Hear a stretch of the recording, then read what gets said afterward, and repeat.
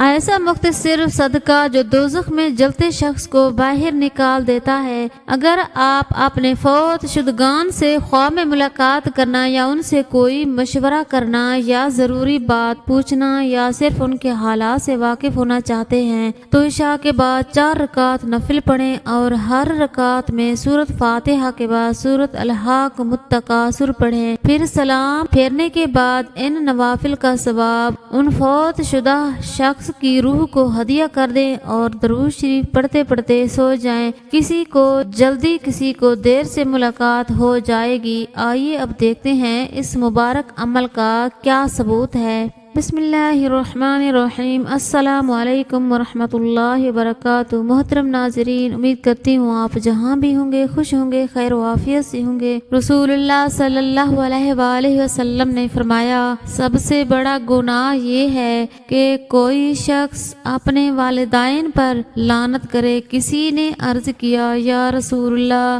صلی اللہ علیہ وآلہ وسلم، آدمی اپنے ماں باپ پر کس طرح لعنت کر سکتا ہے؟ آپ صلی اللہ علیہ وآلہ وسلم نے فرمایا، ایک آدمی دوسرے کے باپ کو گالی دے تو وہ اس کے ماں اور باپ کو گالی دے گا۔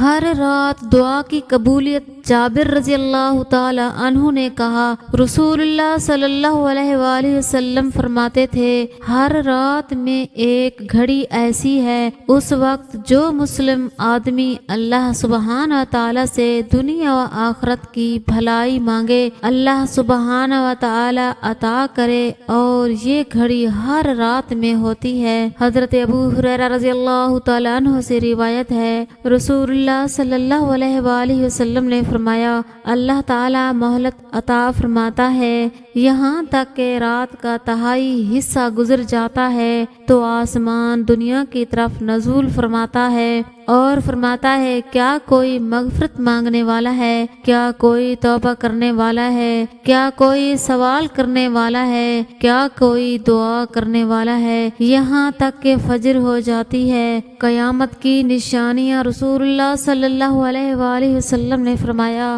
کفر آسان ہو جائے گا۔ انسان صبح کو مسلمان، شام کو کافر، اور شام کو مسلمان، صبح کو کافر ہوگا، مگر اسے معلوم نہ ہوگا۔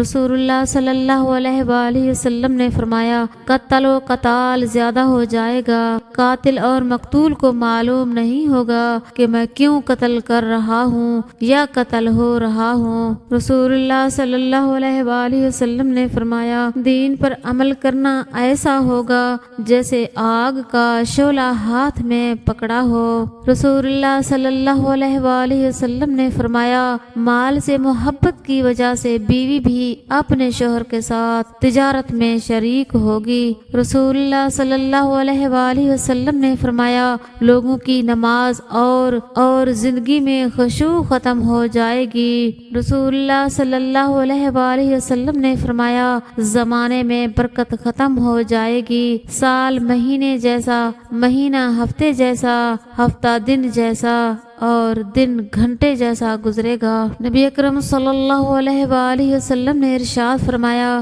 قیامت اس طرح قائم ہوگی کہ دو شخص خرید و فروخت کے لیے کپڑا پھیلائے ہوئے ہوں گے، لیکن نہ تو خرید و فروخت کر سکیں گے اور نہ کپڑا لپیٹ سکیں گے، اور قیامت اس حال میں قائم ہوگی کہ ایک شخص اونٹنی کا دودھ نکال کر لائے گا لیکن اسے پی نہ سکے گا، اور قیامت اس حال میں قائم ہوگی کہ ایک شخص اپنے مویشیوں کے لیے حوض درست کر رہا ہوگا لیکن اس حوض میں پانی پلانے کی اسے نوبت نہیں آئے گی، اور قیامت اس طرح قائم ہوگی کہ ایک شخص اپنے منہ تک لقمہ اٹھائے گا لیکن کھانے کی مہلت اسے نہیں ملے گی۔ قیامت اچانک قائم ہو جائے گی۔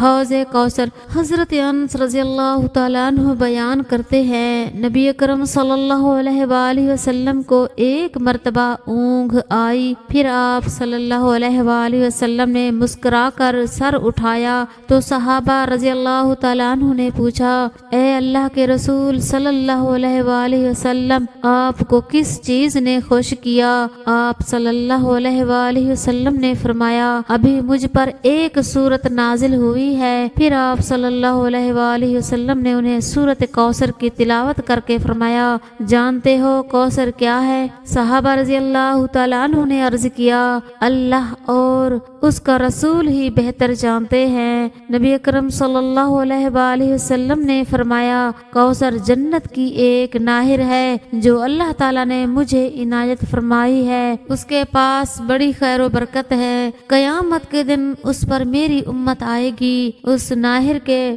پیالے آسمان کے تاروں کی طرح بے شمار ہوں گے، میرے بعض امتی اس سے روک دیے جائیں گے، میں کہوں گا اے میرے رب یہ تو میرے امتی ہیں، جواب ملے گا آپ کو معلوم نہیں۔ آپ صلی اللہ علیہ وآلہ وسلم کے بعد انہوں نے آپ کے دین میں کیا کیا نئی باتیں ایجاد کی تھیں۔ قیامت کی نشانی رات کو دن کر دینے والی آگ۔ رسول اللہ صلی اللہ علیہ وآلہ وسلم نے فرمایا، قیامت اس وقت تک قائم نہ ہوگی جب تک حجاز سے ایک آگ نہ نکلے جو شام کے شہر بصری میں اونٹوں کی گردنیں روشن کر دے۔ سن 654 ہجری 29 مئی 1256 میں حجاز میں ایک آگ لگ چکی۔ بنو قریظہ کے قریب سیاہ پتھروں والی زمین میں لگنے والی یہ آگ 3 ماہ جاری رہی۔ آگ اتنی زیادہ تھی کہ مدینے کی عورتیں اس کی روشنی میں رات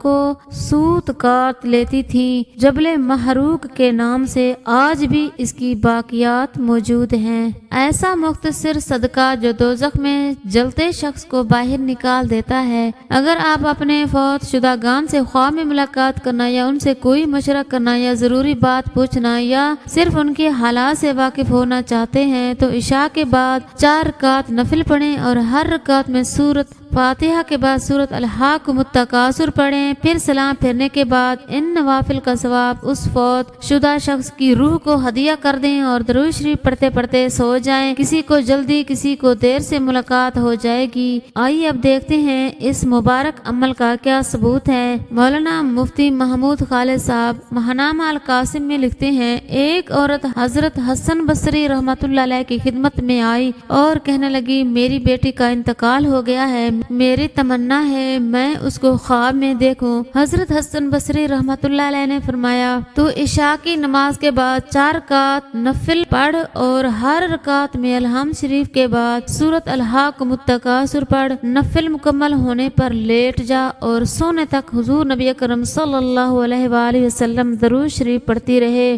اس نے ایسا ہی کیا تو اپنی بیٹی کو خواب میں دیکھا کہ نہایت سخت عذاب میں ہے، تار کول کا لباس اس کے جسم پر ہے اور اس کے ساتھ پاؤں آگ کی زنجیروں میں جکڑے ہوئے ہیں۔ چنانچہ وہ عورت صبح اٹھ کر دوبارہ حضرت حسن بصری رحمۃ اللہ علیہ کی خدمت میں گئی اور اپنا خواب سنایا۔ انہوں نے یہ اندوہناک حالت سن کر فرمایا، اپنی بیٹی کی طرف سے صدقہ کر، شاید اللہ تعالی صدقہ کی وجہ سے تیری بیٹی کا عذاب ختم فرما دے۔ اگلی رات خود حضرت حسن بصری رحمۃ اللہ علیہ نے خواب میں دیکھا کہ جنت کے باغوں میں ایک نہایت اونچے تخت پر ایک حسین و جمیل لڑکی بیٹھی ہے جس کے سر پر نور کا تاج ہے اور کہہ رہی ہے، اے حسن، میں وہی لڑکی ہوں جس کی ماں آپ کے پاس آئی تھی۔ فرمانے لگے، تیری ماں نے تو تیری حالت اس کے برعکس بتائی تھی۔ کہا، ہاں میری حالت وہی تھی جو میری ماں نے آپ کے سامنے بیان کی تھی۔ ہم 70 مردے اسی عذاب میں مبتلا تھے۔ ایک صالح شخص کا ہمارے قبرستان کے قریب سے گزر ہوا، انہوں نے ایک مرتبہ درود شریف پڑھ کے اس کا ثواب ہمیں ہدیہ کر دیا اور ان کا